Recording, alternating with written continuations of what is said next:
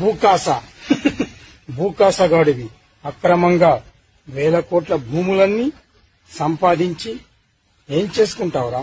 నువ్వు చచ్చాక నీ నెత్తినేసుకొని పోతావా ఏంటి? భూకాసగాడివి ఇప్పుడు ఏమయ్యింది? నువ్వు సంపాదించిన 1,000 కోట్ల ఆస్తులన్నీ ఏం చేస్తావు?